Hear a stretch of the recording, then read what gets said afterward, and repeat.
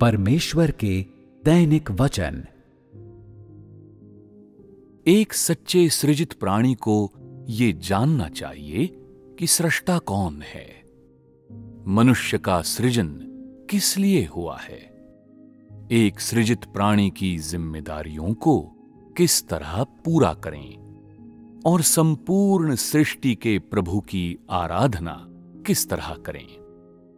उसे सृष्टा के इरादों, इच्छाओं और अपेक्षाओं को समझना, बूझना और जानना चाहिए, उनकी परवाह करनी चाहिए और सृष्टा के तरीके के अनुरूप कार्य करना चाहिए। परमेश्वर का भय मानो और बुराई से दूर रहो। परमेश्वर का भय मानना क्या है और बुराई से दूर कैसे रहा जा सकता है? परमेश्वर का भय मानने का अर्थ अज्ञात डर या दहशत नहीं होता, न ही इसका अर्थ टालमटोल करना, दूर रहना, मूर्ति पूजा करना या अंधविश्वास होता है, वरन ये श्रद्धा, सम्मान, विश्वास, समझ, परवाह, आज्ञाकारिता, समर्पण और प्रेम के साथ साथ बिना शर्त और बिना शिकायत आराधना, प्रतिदान और समर्पण होता है। परमेश्वर के सच्चे ज्ञान के बिना मनुष्य में सच्ची श्रद्धा, सच्चा विश्वास, सच्ची समझ, सच्ची परवाह या आज्ञाकारिता नहीं होगी, वरन केवल डर और व्यग्रता, केवल शंका, गलतफहमी, टालमटोल और आनाकानी होगी। परमेश्वर के सच्चे ज्ञान के बिना मनुष्य में सच्चा समर्पण और प्रतिदान नहीं होगा। परमेश्वर के सच्चे ज्ञान के बिना मनुष्य में सच्ची आराधना और समर्पण नहीं होगा। मात्र अंधी मूर्ति पूजा और अंधविश्वास होगा। परमेश्वर के सच्चे ज्ञान के बिना मनुष्य परमेश्वर के तरीके के अनुसार कार्य नहीं कर पाएगा या परमेश्वर का भय नहीं मानेगा या बुराई का त्याग नहीं कर पाएगा। इसके विपरीत मनुष्य का हर क्रियाकलाप और व्यवहार परमेश्वर के प्रति विद्रोह और अवज्ञा से, निंदात्मक आरोपों और आलोचनात्मक आकलनों से तथा सत्य और परमेश्वर के वचनों के वास्तविक अर्थ के विपरीत चलने वाले दुष्ट आचरण से भरा होगा। जब मनुष्य को परमेश्वर में सच्चा विश्वास होगा तो वो सच्चाई से उसका अनुसरण करेगा और उस पर निर्भर रहेगा। केवल परमेश्वर पर सच्चे विश्वास और निर्भरता से ही मनुष्य में सच्ची समझ और सच्चा बोध होगा। परमेश्वर के वास्तविक बोध के साथ उसके प्रति वास्तविक परवाह आती है। परमेश्वर के प्रति सच्ची परवाह से ही मनुष्य में सच्ची आज्ञाकारिता आ सकती है। परमेश्वर के प्रति सच्ची आज्ञाकारिता से ही मनुष्य में सच्चा समर्पण आ सकता है। परमेश्वर के प्रति सच्चे समर्पण से ही मनुष्य बिना शर्त और बिना शिकायत प्रतिदान कर सकता है। सच्चे विश्वास और निर्भरता, सच्ची समझ और परवाह, सच्ची आज्ञाकारिता, सच्चे समर्पण और प्रतिदान से ही मनुष्य परमेश्वर के स्वभाव और सार को जान सकता है, सृष्टा की पहचान को जान सकता है। सृष्टा को वास्तव में जान लेने के बाद ही मनुष्य अपने भीतर सच्ची आराधना और समर्पण जागृत कर सकता है।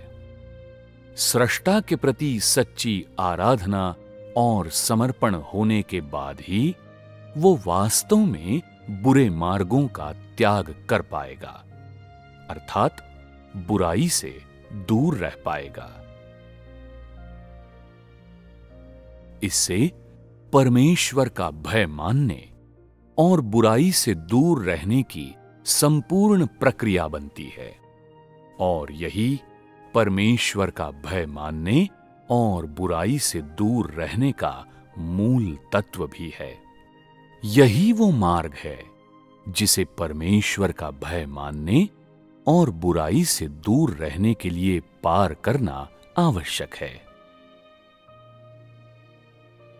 परमेश्वर का भय मानना और दुष्टता का त्याग करना तथा परमेश्वर को जानना अभिन्न रूप से असंख्य सूत्रों से जुड़े हैं, और उनके बीच का संबंध स्वतः स्पष्ट है। यदि कोई बुराई से दूर रहना चाहता है तो उसमें पहले परमेश्वर का वास्तविक भय होना चाहिए। यदि कोई परमेश्वर का वास्तविक भय मानना चाहता है तो उसमें पहले परमेश्वर का सच्चा ज्ञान होना चाहिए। यदि कोई परमेश्वर का ज्ञान हासिल करना चाहता है तो उसे पहले परमेश्वर के वचनों का अनुभव करना चाहिए। परमेश्वर के वचनों की वास्तविकता में प्रवेश करना चाहिए। परमेश्वर की ताड़ना, अनुशासन और न्याय का अनुभव करना चाहिए। यदि कोई परमेश्वर के वचनों का अनुभव करना चाहता है तो उसे पहले परमेश्वर के वचनों के रूबरू आना चाहिए। परमेश्वर के रूबरू आना चाहिए और परमेश्वर से निवेदन करना चाहिए कि वो लोगों, घटनाओं और वस्तुओं से युक्त सभी प्रकार के परिवेशों के रूप में परमेश्वर के वचनों को अनुभव करने के अवसर प्रदान करे। यदि कोई परमेश्वर और उसके वचनों के रूबरू आना चाहता है तो उसे पहले एक सरल और सच्चा हृदय, सत्य को स्वीकार करने की तत्परता, कष्ट झेलने की इच्छा और बुराई से दूर रहने का संकल्प और साहस, और एक सच्चा सृजित प्राणी बनने की अभिलाषा रखनी चाहिए। इस प्रकार कदम दर कदम आगे बढ़ते हुए तुम परमेश्वर के निरंतर करीब आते जाओगे। तुम्हारा हृदय निरंतर शुद्ध होता जाएगा और तुम्हारा जीवन और जीवित रहने के मूल्य परमेश्वर के तुम्हारे ज्ञान के साथ साथ निरंतर अधिक अर्थपूर्ण और दीप्तिमान होते जाएंगे। फिर एक दिन तुम अनुभव करोगे कि सृष्टा अब कोई पहेली नहीं रह गया है। सृष्टा कभी तुमसे छिपा नहीं था। सृष्टा ने कभी अपना चेहरा तुमसे छिपाया नहीं था। सृष्टा तुमसे बिल्कुल भी दूर नहीं है। सृष्टा अब बिल्कुल भी वो नहीं है जिसके लिए तुम अपने विचारों में लगातार तरस रहे हो, लेकिन जिसके पास तुम अपनी भावनाओं से पहुंच नहीं पा रहे हो। वो वाकई और सच में तुम्हारे दाएं बाएं खड़ा तुम्हारी सुरक्षा कर रहा है, तुम्हारे जीवन को पोषण दे रहा है और तुम्हारी नियति को नियंत्रित कर रहा है। वो सुदूर क्षितिज पर नहीं है, न ही उसने अपने आप को ऊपर कहीं बादलों में छिपाया हुआ है। वो एकदम तुम्हारी बगल में है, तुम्हारे सर्वस्व पर आधिपत्य कर रहा है। वो सब है जो तुम्हारे पास है, और वही एकमात्र चीज है जो तुम्हारे पास है। ऐसा परमेश्वर तुम्हें स्वयं को अपने हृदय से प्रेम करने देता है, स्वयं से लिपटने देता है, स्वयं को पकड़ने देता है, अपनी स्तुति करने देता है, गंवा देने का भय पैदा करता है, अपना त्याग करने, अपनी अवज्ञा करने अपने को टालने या दूर करने का अनिच्छुक बना देता है। तुम बस उसकी परवाह करना, उसका आज्ञा पालन करना, जो भी वो देता है उस सब का प्रतिदान करना और उसके प्रभुत्व के प्रति समर्पित होना चाहते हो। तुम अब उसके द्वारा मार्गदर्शन किए जाने, पोषण दिए जाने, निगरानी किए जाने, उसके द्वारा देखभाल किए जाने से इनकार नहीं करते और न ही उसकी आज्ञा और आदेश का पालन करने से इनकार करते हो। तुम सिर्फ उसका अनुसरण करना चाहते हो, उसके साथ चलना चाहते हो, उसे अपना एकमात्र जीवन स्वीकार करना चाहते हो, उसे अपना एकमात्र प्रभु, अपना एकमात्र परमेश्वर स्वीकार करना चाहते हो।